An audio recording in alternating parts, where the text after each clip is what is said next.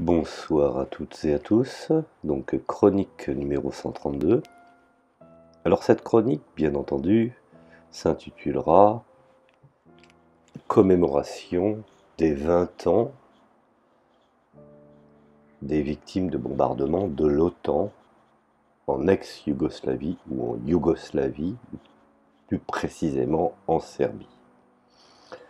Alors je me tiens à me joindre modestement aux Serbes qui commémorent ces 20 ans d'un bombardement injuste et illégal de leur nation, et dont effectivement, je dirais, mon parti pris volontaire à l'égard des véritables forces de résistance que furent les derniers Yougoslaves, le dernier carré yougoslave, en l'occurrence la Serbie, en étant cohérent avec mes idées, ma pensée. Et donc, j'en arrive au vif du sujet. Cela, bien entendu, souvenons-nous, 20 ans en arrière, le 22 mars 1999. L'agression de l'OTAN contre la Yougoslavie, puisque à ce moment-là, ce fut encore la Yougoslavie, et la guerre faite à la Yougoslavie en général, et plus précisément, précisons-le, la Serbie en particulier, dans les années 90,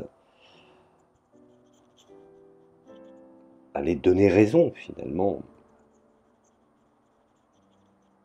à la résistance serbe face finalement à l'histoire qui devait se déclarer comme étant, je dirais, une réalité, puisque la Libye, la Syrie ont été également plus tard, je dirais, dans le giron des positions otanesques. Alors, en 91, les Yougoslavies a été traversée, je dirais, par un mouvement séparatiste, tout d'abord en Croatie. Effectivement, la bataille de Vukovar, qui met je dirais, aux prises les forces yougoslaves aux séparatistes croates, dont la catastrophe fut la Krajina, vous savez, ce corridor de Serbes peuplant la frontière croate et qui devait être exterminé. Et finalement, cela eut pour finalité la défaite le 18 novembre 1991 des forces yougoslaves. Bon, alors, dès le début, on remarque qu'en Krajina, du côté des forces séparatistes, l'emploi des sociétés militaires privées, ce qu'on a appelé à l'époque les SMP, qu'en 91, des officiers à la retraite de l'US Army et des services secrets opérant au sein de la société militaire professionnelle Resource Incorporation, le MPRI, sont envoyés en Croatie pour encadrer la guerre moderne, ce qu'on appelle le Command and Control, Communication, Intelligence, Surveillance and Reconnaissance, tout en dirigeant les opérations. C'est le MPRI qui chapeautera le 4 au 7 août 1995 le Blitzkrieg contre la Krajina de Knin et l'opération de Ulia, qu'on appelle la tempête, et qui fera suite à l'opération de Biježjak, menée en mai en Slavonie occidentale, et dès 1992, la CIA avait établi un poste de surveillance électronique de la région en mer Adriatique sur l'île de Krk. Alors, en 90, un rapport de la CIA, je vous invite à aller sur leur site, parce qu'ils ne cachent absolument pas, aujourd'hui, après 20 ans, les choses sont accessibles. Donc je disais donc qu'un rapport de la CIA prévoyait un éclatement volontaire de la Yougoslavie, partie effectivement d'un agenda, et surtout à court terme. Puisque le mur de Berlin est tombé, la phase soviétique de la guerre afghane terminée, les Américains et leurs alliés ciblent dès à présent l'espace yougoslave. Alors, quelles en sont les raisons? Parce que plus souvent, on me dit oui, la propagande pendant des années nous a vendu de la victimisation bosniaque, en veux-tu en voilà, victimisation kosovare et victimisation croate. Alors pour revenir à des réalités d'informations détaillées et réelles et sérieuses, pour quitter la propagande, l'anglosphère entend profiter du reflux soviétique d'Europe de l'Est pour y étendre son emprise. Je vous invite à lire également Bruno Wozowski, La grande braderie à l'Est. Alors bien entendu, revenons à cette fameuse anglosphère que beaucoup nous vantent aujourd'hui, faisant partie également d'agents de propagande. Alors y exporter la démocratie, les droits de l'homme et introduire son système économique. On en revient toujours pareil, le free market, le free market. Et y installer, bien entendu, ces bases militaires, y parrainer de nouveaux États, c'est ce que les États-Unis appellent, entre guillemets, la nation building. Donc la Yougoslavie ne fait pas partie du bloc de l'Est, sous la férule soviétique.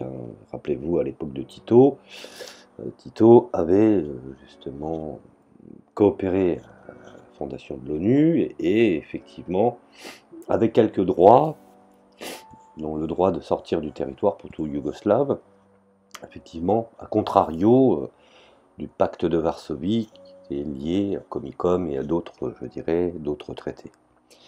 Alors son expérience politico-sociale, d'autogestion, ça j'en ai parlé dans mes audios précédentes, sa doctrine du non-alignement, et c'est en cela qu'effectivement ça fait partie dont la Yougoslavie était partie prenante, ce qui crée certaines formes, je dirais, pas de dissidence, mais pour certains de révisionnisme, et effectivement, le système un peu hybride, ce qu'on pourrait qualifier comme effectivement l'idée d'une troisième voie entre l'Est et l'Ouest, qui, à l'époque, inquiétait effectivement beaucoup d'économistes conseillers auprès du Pentagone et des différentes sections otanesques qui avaient le souci effectivement d'embarger des parts économiques. Et cela, bien entendu, constituait un système assez sérieux et peut-être dangereux. Alors, aux portes de l'Europe, il était important que ce système, ou ce pays, la Yougoslavie, devienne un État à abattre. Souvenez-vous, Slobodan Milosevic a accédé au pouvoir en Serbie en 89. En 86, une étude de l'Académie serbe des sciences et des arts, SANU, avait été dévoilée et qui établissait un audit sur la condition des Serbes dans la fédération yougoslave. Cet opus, ce texte de 60 pages, analysait la crise économique et politique et en évaluait les conséquences. Alors, dans sa deuxième partie, l'étude posait le problème de la situation difficile des Serbes au Kosovo. Et rien d'autre à ce moment-là. Et dès le déclenchement des hostilités, ce mémorandum sera dénoncé dans la presse occidentale comme un manifeste du nationalisme grand serbe, tralali tralala, de Slobodan Milosevic pour la conquête de la Yougoslavie. Le monstre était créé. Alors, je vous rassure, Milosevic, son épouse, sa fille et son fils n'étaient pas effectivement des saints. Mais comme à son habitude, la propagande avait besoin de développer et d'exagérer leur mauvais côté, voire leur mauvais penchant. Alors la mise en avant de ce mémorandum et son interprétation fantaisiste, tordue, déformée, permettent d'occulter un autre texte fondamental qui, lui, est un véritable manifeste, c'est la déclaration islamique. Moi, je vous invite, hein, le livre est disponible, la déclaration islamique d'Aliya Izetbegović. Izebeg, d'origine turque, donc Izetbegović, qui a pondu, excusez-moi de l'expression, un ouvrage qu'on peut trouver, je pense, à l'Harmattan. Il suffit d'aller le chercher et de faire une petite investigation sur Amazon, et vous trouvez son livre, La Déclaration islamique. Izebeg, fut l'homme des Américains, plus particulièrement l'homme de Clinton. Alors pour certains qui taxent effectivement les islamistes d'être du côté de tel ou tel parti, les textes et les écrits, voire les documents, sont, je dirais, sans appel. Donc je reviens à ce que je viens de te dire. Izetbegović deviendra le premier président de Bosnie musulmane et le seul leader yougoslave à n'avoir jamais appartenu à la Ligue des communistes. N'en déplaise à certains. Alors, il faut savoir que cet homme est proche de la mouvance des frères musulmans. J'ai lu son ouvrage, hein, la fameuse déclaration islamique. Et son orientation est pan-islamiste. Et on fait une recrue, je dirais, de choix pour les Américains qui, avec les Britanniques, fiers de leur expérience des frères musulmans, captent à leur profit et promeuvent leur rival islamique, se livrant à un intense, je dirais, travail de sabotage, d'infiltration, de manipulation et de subversion. Bien entendu, tout cela allait commencer de l'Asie centrale aux Balkans, en passant par le Caucase. Souvenez-vous, la Tchétchénie, l'Ingouchie, enfin bon, cela pourrait être toute notre histoire. Et également, bien entendu, sans oublier l'Afrique du Nord et le Proche-Orient. Regardez les événements. Nous sommes dans les années 90, fin 80, le fils en Algérie, le Proche-Orient, l'Irak. On voit s'installer de plus en plus de mouvements islamistes.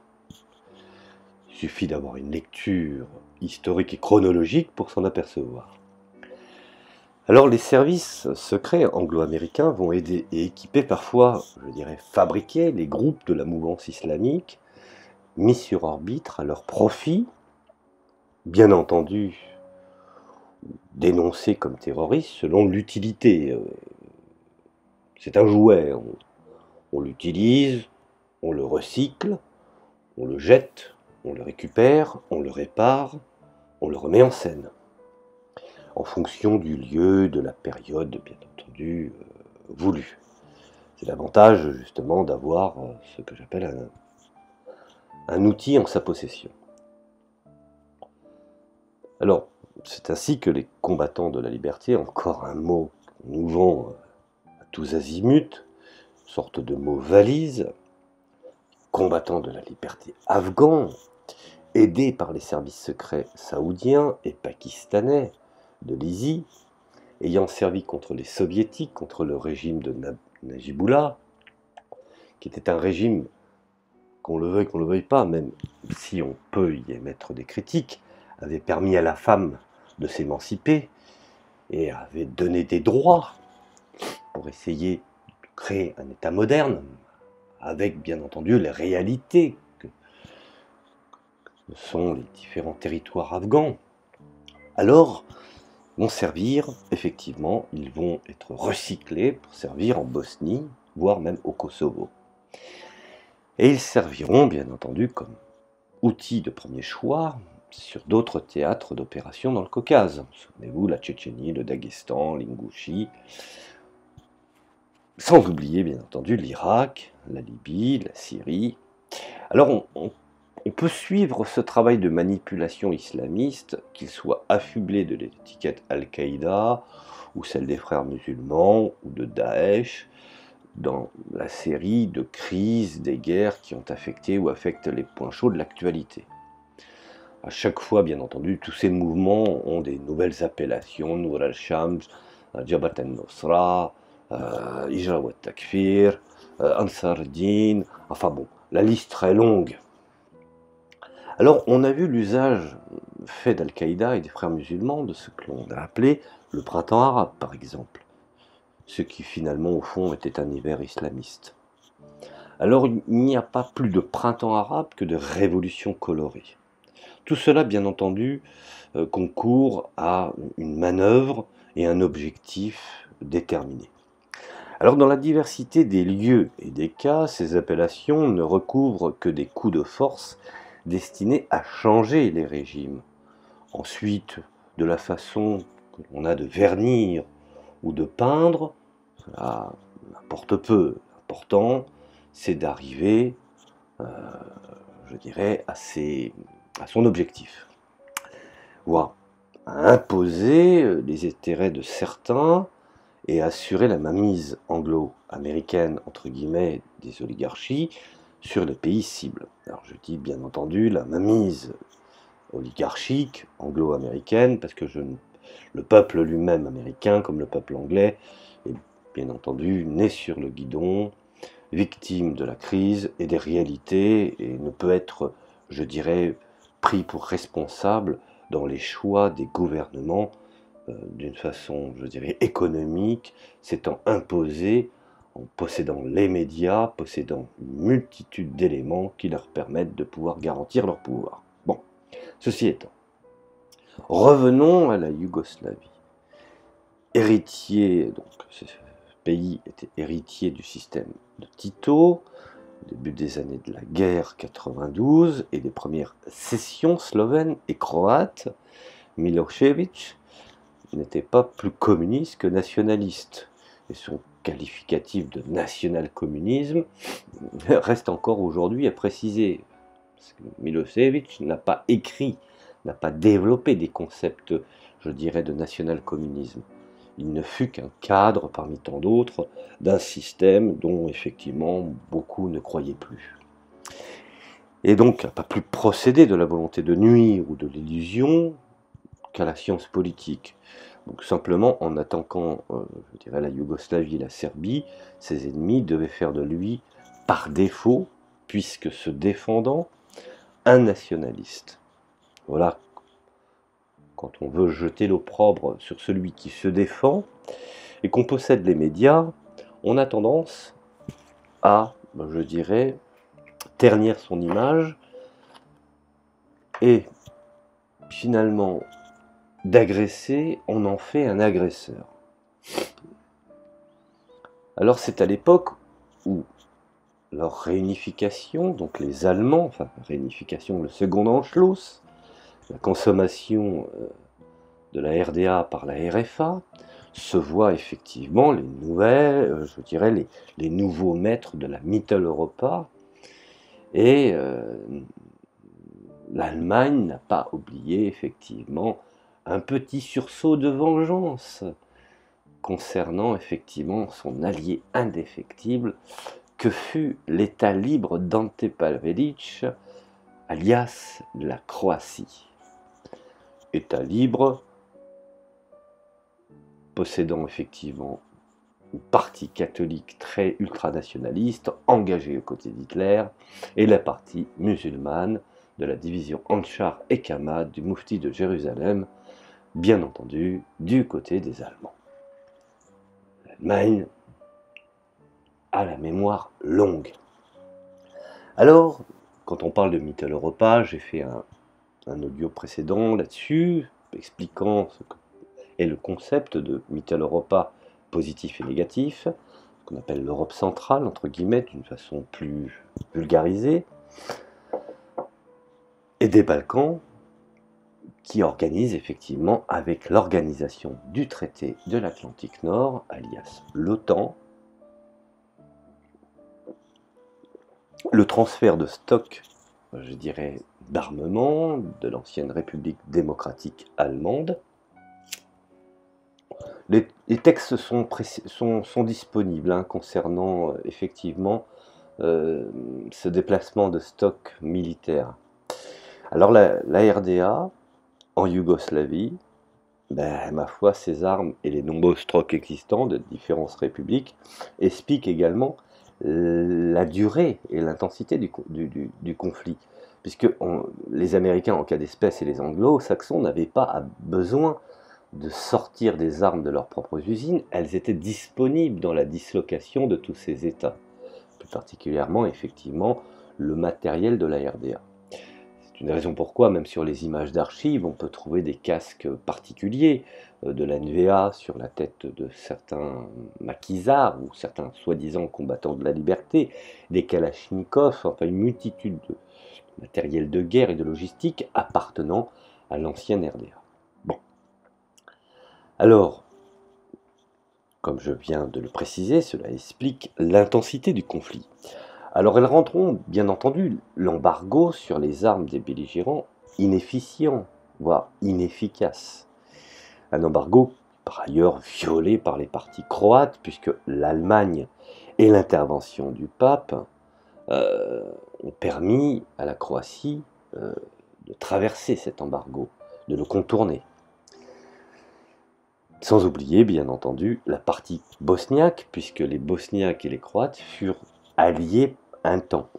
Je dis bien un temps, puisqu'après les Croates ont joué cavalier seul une fois qu'ils ont eu ce que j'appelle ce qu'ils voulaient.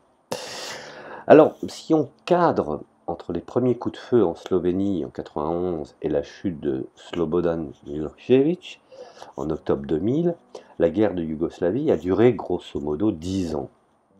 Certains ont, je dirais d'une façon un peu pompeuse, expliqué le suicide d'une nation.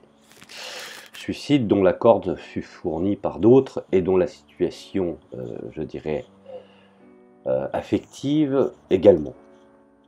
Alors en réalité, la guerre de Yougoslavie est devenue la guerre faite à la Serbie.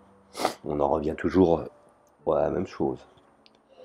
Alors, carrefour entre l'Est et l'Ouest, la mer Adriatique et la mer Noire, le monde slave méditerranéen, l'ère chrétienne orthodoxe catholique et musulmane, héritière du mouvement des pays non alignés, lancé après la conférence de Bandung en 1955 par Josip Broz Tito, Gamal Abdel Nasser et le prince Norodom Sihanouk, doté d'un système d'autogestion qui la faisait prendre pour modèle par une partie de la gauche internationale. La Yougoslavie titiste avait noué des liens avec de nombreux pays, souhaitant maintenir une égale distance entre Washington et Moscou. Finalement, c'est en cela que ce fut une troisième voie, puisque ouvrant la route, un nouveau Brandnar Osten américain, cette fois, la réunification allemande et la disparition du bloc soviétique allaient permettre effectivement l'éclatement définitif de la Yougoslavie. Alors, ce qu'il faut savoir, c'est que en Yougoslavie, le sans-frontiérisme a multiplié les frontières.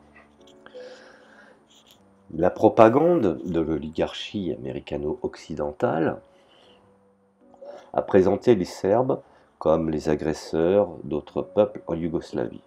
Rappelez-vous, l'objet de propagande, Milošević Hitler, Saddam Hitler,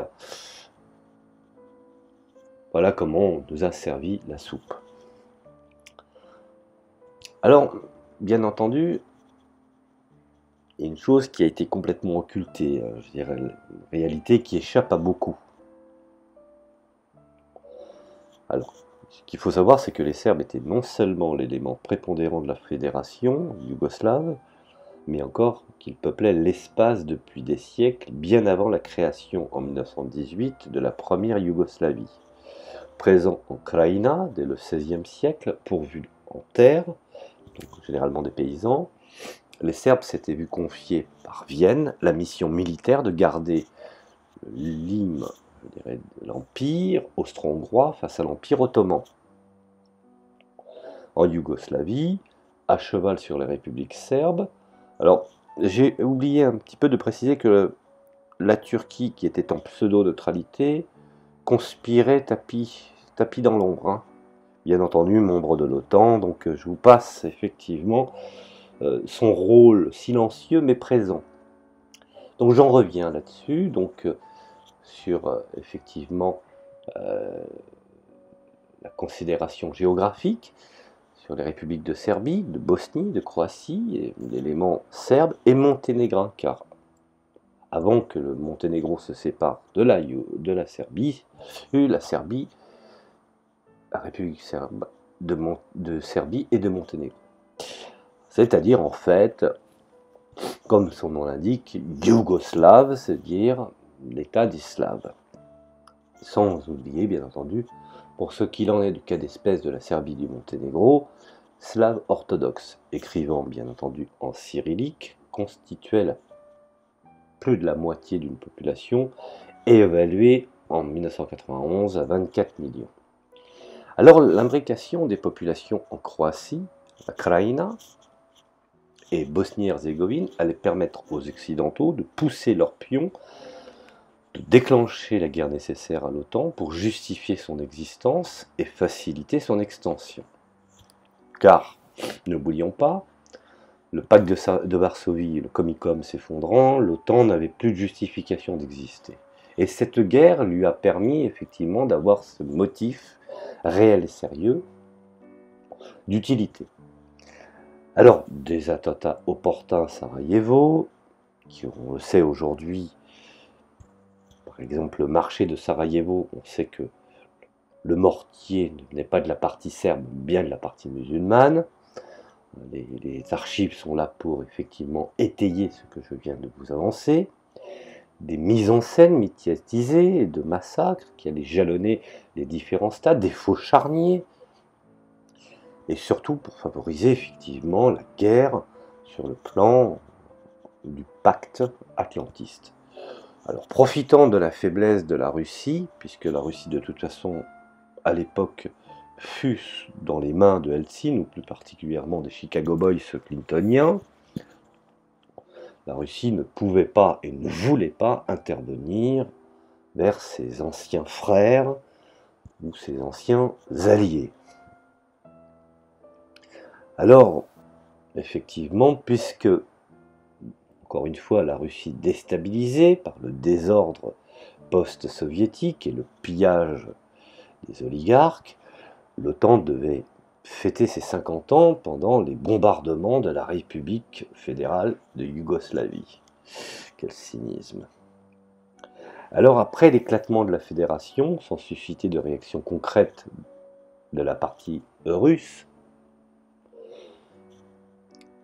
parallèlement, n'oublions pas, à la Krajina, la guerre est portée en Bosnie-Herzégovine, où les Occidentaux soutiennent le camp musulman. Ne l'oublions pas, ça également. Je voudrais rappeler à certains qui font du révisionnisme historique.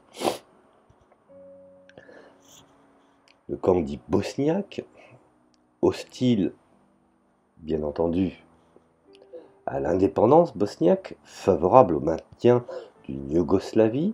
Les Serbes déclarent leur indépendance le 9 janvier 1992, n'ayant plus le choix sur les territoires qu'ils contrôlent. Car s'ils n'avaient pas effectué cette déclaration, ils auraient fini par ne plus exister. Alors ça, je spécule bien entendu, mais c'est à la lecture des événements. Alors une intense propagande relayée dans le monde occidental, et surtout arabo-musulman, dont les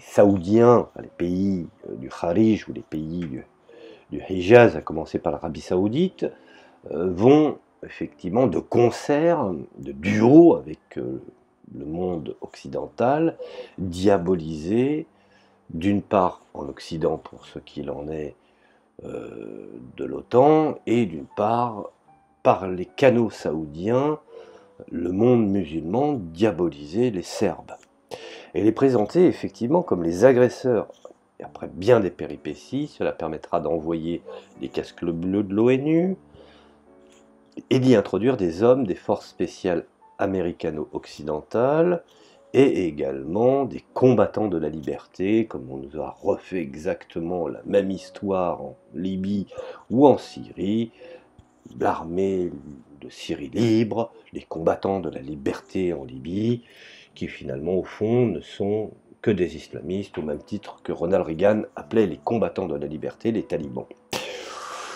Donc, alors, les Américains et les Occidentaux, enfin ceux dont le pouvoir était dans leurs mains, ces derniers effectuent un travail de renseignement, de soutien, de sabotage des incidents, je dirais, avec les Serbes serviront de prétexte à l'envoi par Jacques Chirac de la force de réaction rapide, première intervention ouverte d'un pays lié à l'OTAN avant les bombardements de la République serbe, Srpska. Alors, la Bosnie-Herzégovine, c'est son appellation réelle, et non, je dirais, la Bosnie, comme on le voit écrit, puisque c'est le mot, même en arabe, on appelle Bosna Herzeg. Donc, était un véritable, je dirais, peau de léopard, où les populations se trouvaient mêlées, puisqu'il y a quand même une configuration tripartite, hein, donc une partie croate, une partie musulmane et une partie serbe. Alors, adossé à la République de Palais, qu'on appelle la République de Serbie, hein, les Serbes de Bosnie, la République serbe de Bosnie, qui vont assurer militairement l'homogénéisation du territoire en confinant les Bosniaques musulmans à la partie centrale, contrairement à ce que l'on a pu entendre à la bataille pour Sarajevo, de Sarajevo. 400 000 habitants, grosso modo. Il ne consistait pas à encercler les musulmans, mais à essayer de préserver les Serbes qui constituaient le tiers de sa population. Les premiers tireurs embusqués, ce qu'on a appelé effectivement les snipers, sont bosniaques musulmans, et l'apparition de tireurs serbes est une riposte. Alors effectivement, après, ça fut la désescalade. De même, les premières embuscades sanglantes, qui prennent pour cible de jeunes recrues de l'armée yougoslave, la JNA, particulièrement la JNA, sont l'œuvre des hommes d'Elija Izetbegović, qui lui vouait une haine farouche à l'égard de la Yougoslavie passée. Et Elija Izetbegović ne cachait pas effectivement dans ses écrits la haine du socialisme, du communisme, et sa volonté de se rapprocher des Américains, et plus particulièrement des Saoudiens. Et cela est connu même dans des travaux et de la documentation.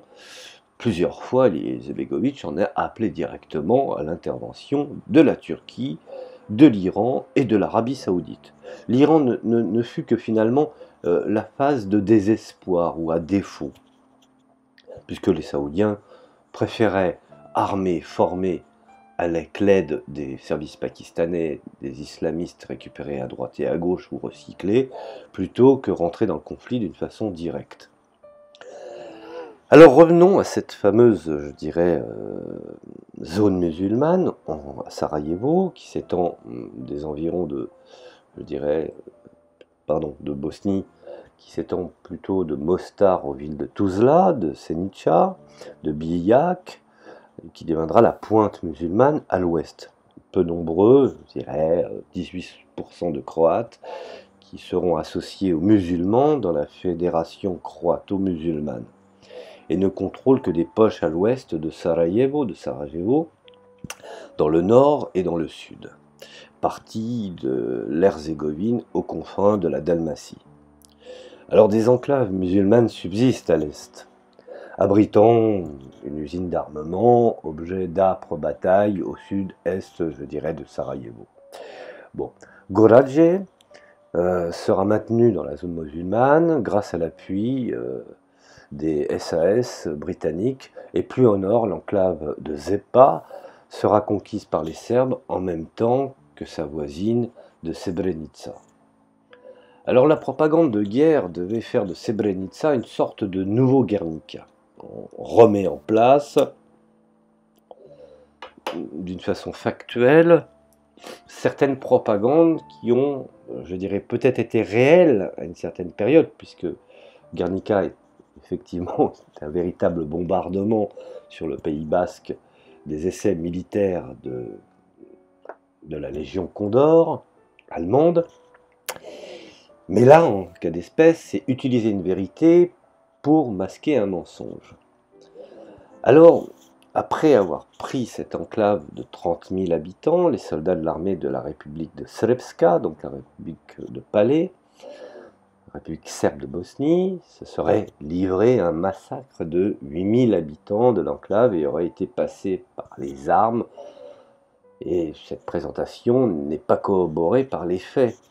La seule vidéo montrée ayant consisté à un règlement de compte concernant 6 personnes intervenues à 150 km de là, à Tnorobo, placées sous la protection de l'ONU. Srebrenica était une base de moudjahidines, alimentée en armes par les parachutages turcs. Vous voyez, on y arrive par la Turquie. Et quand les autorités civiles de la ville décidèrent de se rendre, des milliers de moudjahidines en armes tentent de percer les lignes serbes et d'échapper vers les lignes bosniaques, distantes de 50 km. Rappelez-vous le gang de Roubaix. Je vous envoie également à rechercher un petit peu ce gang un petit peu de braqueurs de banques et de pompes à essence dans le nord, est parti en Bosnie. Alors revenons effectivement à l'intervention, comme je vous le dis, indirecte de la Turquie, fournissant du matériel à ces fameux moudjahidines, qui furent, je dirais, à près à 50 km.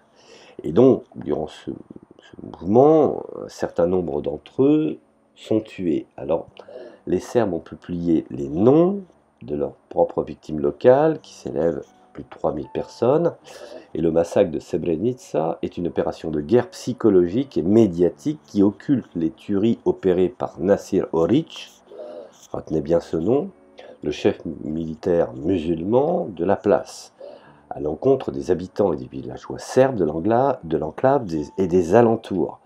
Il devait permettre le bombardement des Serbes de Bosnie par l'OTAN. Cela a été évoqué effectivement dans la conférence de paix de Dayton. Je vous renvoie également aussi à étudier un petit peu le traité de paix de la conférence de Dayton. Alors, on y arrive, le 14 décembre 1995, les accords de Dayton, paraphés en novembre à Paris, me semble-t-il, associaient les parties en conflit, établissaient avec la participation de Slobodan Milošević le découpage interne de la Bosnie-Herzégovine, créant 2 secteurs, la Fédération croato-musulmane et la République serbe, la fameuse République de Palais. Alors les musulmans mettaient la main sur Sarajevo, obtenaient le désenclavement de Gorazde et la partie centrale de la Bosnie. Les Serbes obtenaient la moitié de l'ex-république sur un découpage pour le moins, je dirais, pas conflictuel mais problématique. Le corridor de la Posavina, Brčko, Goulet, d'étranglement entre la Bosnie et la Slavonie croate, coupant presque les 2 républiques srpska et qui étaient maintenues. Alors la disparition des enclaves de Srebrenica, de Zepa était avalisée. Les Serbes déplaçaient leur capitale de Palais, petite localité montagnarde, ici planter le décor, près de Sarajevo, à Banja Luka, deuxième ville de Bosnie, de 100 000 habitants, et les accords de Dayton marquaient aussi la mise à l'écart politique de Radovan Karadzic, le chef des Serbes de Bosnie. Rappelez-vous, Karadzic et Ratko Mladic. Donc, par collusion des intérêts de Milosevic et des Occidentaux, mis sur la liste des criminels de guerre de l'Haye, le tribunal pénal international. Radovan Karadzic, par son dévouement et sa popularité, faisait de l'ombre à un président serbe considéré par les Occidentaux comme le tuteur de la République de Srpska. Alors cette collusion n'allait pas changer le destin de Milosevic, qui devait par la suite être arrêté, kidnappé et déporté à la prison hollandaise de Scheveningen, où il devait mourir au cours de son procès. On sait que Radovan Karadzic et le général Ratko Mladic devaient eux aussi être emprisonnés à La Haye et y subir comme Vojislav Selček et quelques autres chefs serbes le procès rituel du Sanhédrin de la communauté internationale.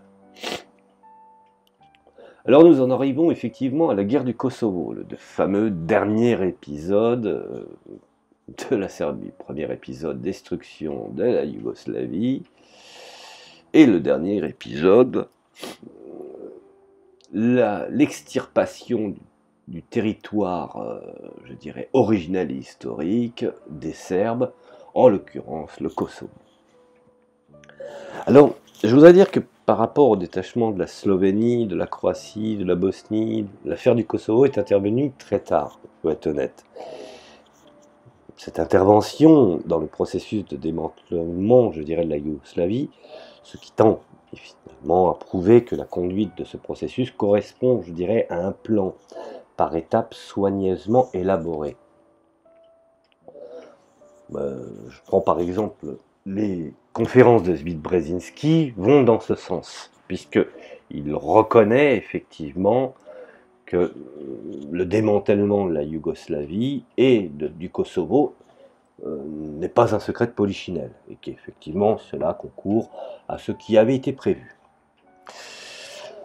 Alors les troupes dans la région autonome devaient s'intensifier en 1998 après que le ministère allemand des Affaires étrangères, par la personne de Klaus Kinkel, ait déclaré de manière péremptoire que le Kosovo ne resterait pas une affaire intérieure serbe. La messe est dite. Alors à partir de ce moment-là, en effet, le groupe apparu sous le nom de Armée de libération du Kosovo, la LK plus précisément, qui développe ses activités d'assassinat, de sabotage, avec le soutien de la diaspora, puisque de toute manière, ils n'avaient pas trop le choix de prendre les gens là où ils étaient, et ô combien beaucoup d'Albanais sont malheureusement mafieux, donc il fallait faire avec.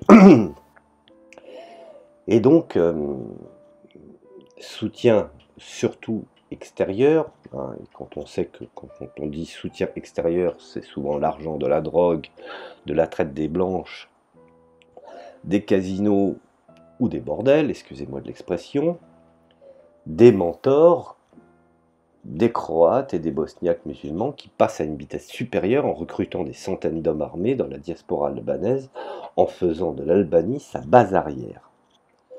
Dans la presse occidentale, les opérations des forces de l'ordre yougoslaves sont présentées comme des actions de répression d'un peuple privé de liberté. On recommence encore. C'est facile, parce que l'on connaît déjà, soyons logiques, tralala, tralala, la chanson et les mots qui ont servi à dénigrer les Serbes en Croatie et en Bosnie. On remet la même cuisine, on resserre la même soupe. Alors après une parenthèse due à sa participation aux accords de Dayton, Milosevic redevient le boucher des Balkans. Un temps, un négociateur crédible pour les accords de Dayton, mais ensuite, coup de baguette magique, il redevient infréquentable. Bien entendu, on y met dessus les organisations des droits de l'homme et des sociétés de relations publiques qui donnent le nouveau ton pour faire monter la tension, posant la question, acceptez-vous la participation de représentants étrangers à la résolution du problème du Kosovo? Le référendum serbe du 23 avril 90 est qualifié de manœuvre dilatoire par le secrétaire général de l'OTAN, Javier Solana, et les pays occidentaux le dénoncent. L'opinion des Serbes, qui se prononcent massivement contre l'ingérence étrangère et quoique plus normale dans les affaires de leur propre pays, ne compte absolument pas. La Serbie n'a aucun droit chez elle et c'est l'étranger qui doit lui dicter sa loi.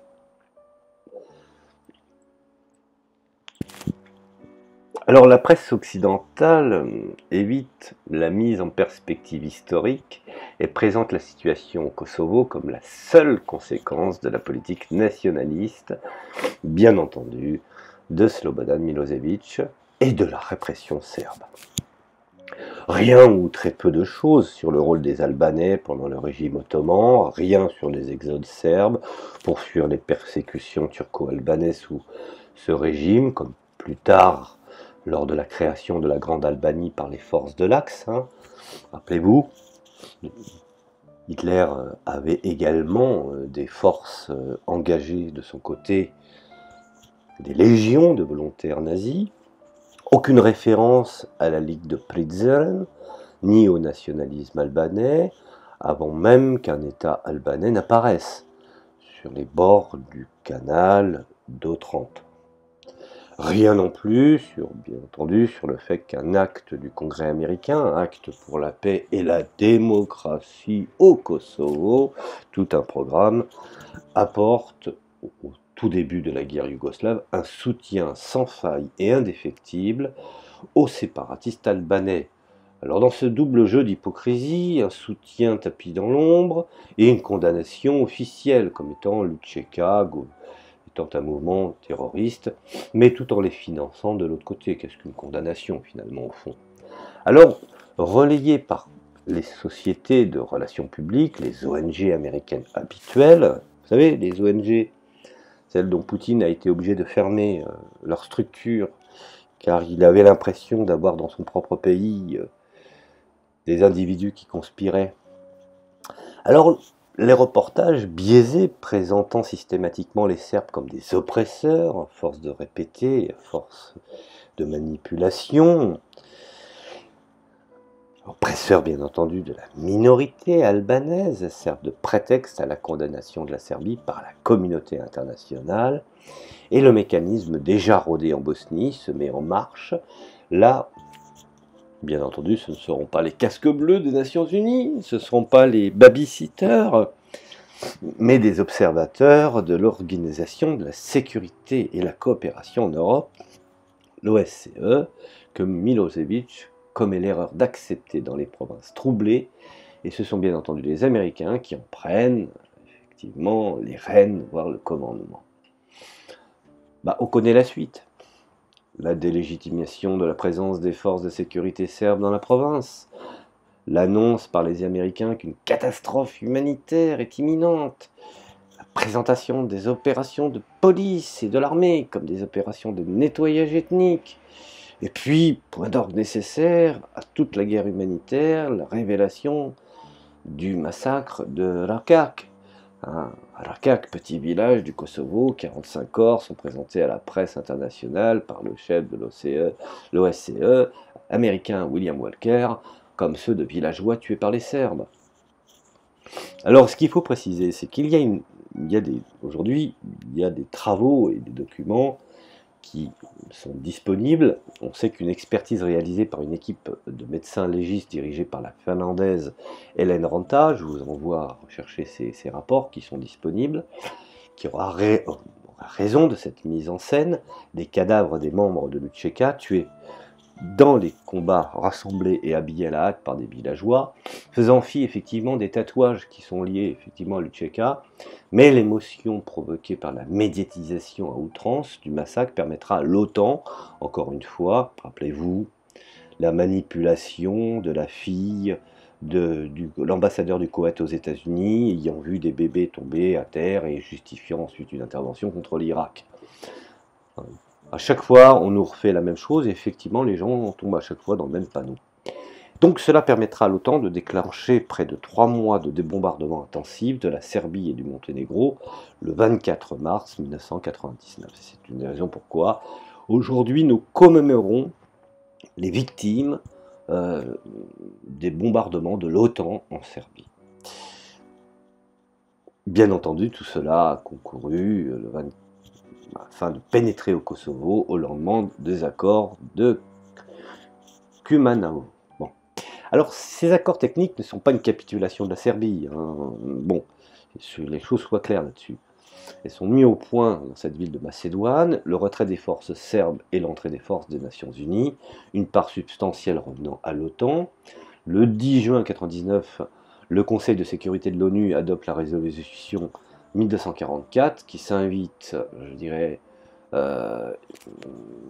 les présences internationales, puisque aujourd'hui de toute manière la Serbie n'a rien à dire, ce qu'on appelle les forces internationales militaires et civiles, à maintenir l'ordre public, à promouvoir les droits de l'homme, cette blague, et à faciliter la reconstruction des infrastructures essentielles et le relèvement de l'économie.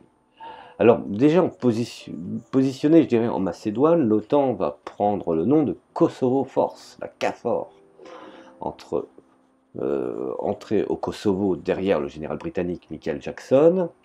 Oui, non, mais c'est pas le même. Non, celui-là par contre ne chante pas.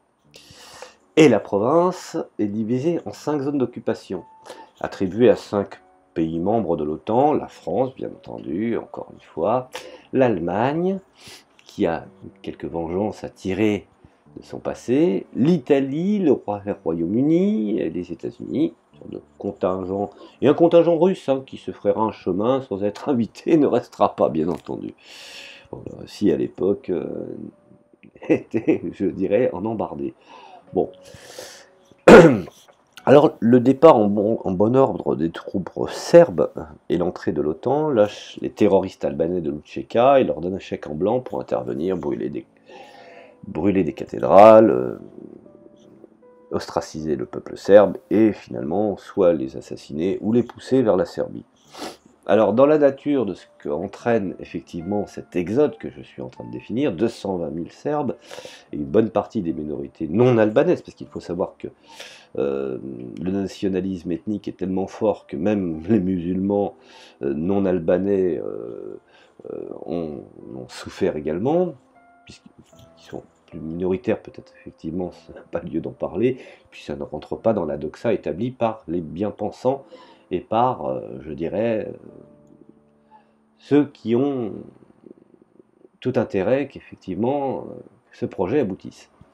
Alors ceux qui restent finalement, environ 160 000, sont en but à la violence, aux assassinats, aux enlèvements, et en présence d'une OTAN qui vient de leur faire la guerre. Le chiffre est évoqué des victimes albanaises du conflit était absolument faux. Aujourd'hui, même des généraux de l'armée britannique reconnaissent qu'effectivement, il a fallu, je dirais, inventer, fabriquer des pièces ou des preuves afin de justifier auprès des populations civiles de leur propre pays des motifs d'engagement sans faille dans cette entreprise que fut la destruction de la Yougoslavie et de la séparation du Kosovo. Alors, bien entendu, je dois dire une chose, c'est que cette résolution de 1244 devait être violée sur 3 points. Alors, la présence d'une force de sécurité serbe est refusée. Le premier point, c'est pas grave. Vous savez, c'est la même chose que quand on met sur les listes du terrorisme certains mouvements, et puis de l'autre côté, on en rigole parce que finalement, au fond, ces listes ne sont faites que pour calmer les foules ignares. Et finalement, au fond, cette condamnation n'est que, je dirais, factice. Deuxième résolution, le retour des réfugiés, Provotac, qui ne se fait pas, ou je dirais, à une dose symbolique, on va dire ça comme ça. Alors rien ne serait fait pour la favoriser, bien entendu. La résolution prévoit aussi le maintien dans la province dans le cadre serbe contre une autonomie substantielle, en cautionnant en février 2008 une proclamation, n'ayons pas peur de le dire, unilatérale d'indépendance de la minorité albanaise, et la communauté internationale viole allègrement le contenu de cette résolution. Alors je voudrais dire les choses clairement là-dessus. Les Serbes ne lâcheront jamais le Kosovo, ne laisseront jamais la possibilité d'oublier le Kosovo. Ça sera toujours dans leur esprit. Et je vais vous expliquer pourquoi. Le Kosovo est le berceau historique de la Serbie et son cœur spirituel. Le Kosovo occupé est toujours au centre des préoccupations des Serbes. Il est dans son paradigme, dans son imaginaire, tout comme Israël est également dans le paradigme et dans l'imaginaire du cœur de chaque juif. Donc c'est une chose qu'il faut comprendre. Et donc quoi qu'il arrive, cela n'est pas près de finir. Et à l'exception d'individus de groupes marginaux, rares sont en effet les policiers ou les politiciens ou les policiers de la pensée ou de la doxa économique, quoi qu'ils peuvent espérer ou dire, même si effectivement certains politiciens de Belgrade qui remettraient en cause la serbité de la province pour des intérêts factuels, les pogroms serbes de mars 2004 ont montré les limites de la force de protection du Kosovo, qu'on a appelé effectivement l'OTAN, et qui prétendait être là pour assurer la paix. Les préoccupations des Américains sont autres. Dès le début de l'occupation, Halliburton installe l'US Army près de la frontière macédonienne et la grande base du camp de Bonsteel. Alors, pour les Américains, ce n'est qu'une zone supplémentaire d'occupation stratégique, géostratégique. Mais pour les Serbes, cela fait partie de leur histoire. C'est indéfectible. Ils ne renieront jamais leur histoire. Ils ne renieront pas ce qu'ils sont. C'est une réalité. Pour eux, c'est une colonisation. Alors appelons ça comme l'on veut, mais c'est une colonisation. La Serbie est leur berceau. Ce qu'il faut savoir, c'est que purement théorique, sous la tutelle des Américains, l'administration de Pristina n'a aucune raison et légitimité d'existence. Et que les trafics et les crimes de la mafia albanaise, dont deux principales spécialités sont le trafic de drogue, l'héroïne, avec l'Afghanistan, et la prostitution, l'Union européenne s'est mise en tête de fournir des institutions à cette entité virtuelle, lui donner un corps, une légitimité, des institutions, bref, une crédibilité internationale, une représentation diplomatique, pour l'aider à étendre sa juridiction sur le nord de la province, et encore majoritairement peuplé de Serbes. Et ceci explique le mouvement de révolte des Serbes des barricades, puisque aujourd'hui on sait que la capitale est coupée en deux, et érigée depuis plusieurs années, et dressée aussi bien contre la KFOR, qu'ils voient comme étant, par le souvenir de la façon pourquoi ils sont là, donc l'OTAN, et contre ce que j'appelle l'EULEX, l'organisation européenne, et dont les 4 districts du nord, de la rivière de Ibar, de Leposavić, de Zvecan, de Zubin, de Potok, de Kozłowska, de Mitrovica Nord, ont ainsi formé une communauté d'intérêt de défense civile qui s'oppose au tracé d'une frontière dans le même pays et en fait 2 postes de la ligne de démarcation défendue par l'OTAN, Djardjinie et Brezniak.